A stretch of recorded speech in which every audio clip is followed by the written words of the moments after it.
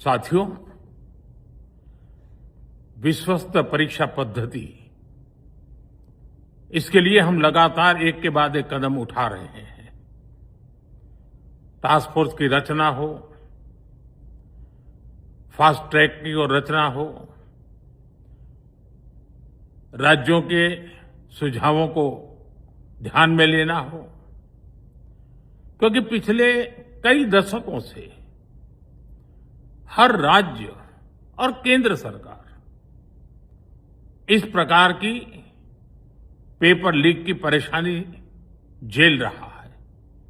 बच्चों के भविष्य को भी इसके कारण संकट पैदा हो रहा है।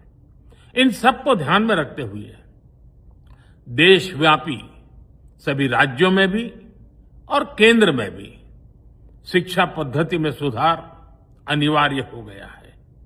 टेक्नोलॉजी के भरपूर उपयोग की आवश्यकता हो गई है और साथ साथ फिर से कोई पेपर माफिया, पेपर लीक करने वाली गैंग, देश के बच्चों के भविष्य के साथ खिलवाड़ करने वाली गैंग, उनको बख्शा नहीं जाएगा।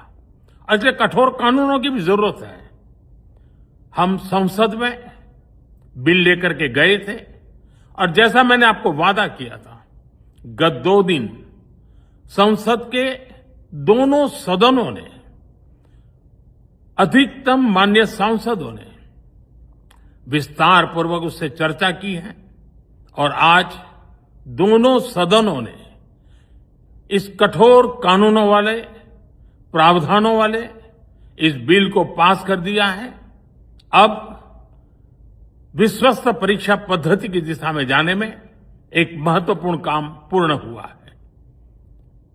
काम आगे भी चलता रहेगा। हम ऐसी परिस्थितियों को लंबे समय तक नहीं चलने देंगे। इस विश्वास के साथ साथियों, आइए हम सब मिल करके विकसित भारत के स्वप्न को पूर्ण करने के लिए कंधे से कंधा मिलाकर के चलें। बहुत बहुत धन्यवाद। हाय फ्रेंड्स, आज तो मन करता है बस आपसे ही बातें करूं। जंतर मंतर पर जो कुछ भी हुआ, देश और दुनिया ने देखा है।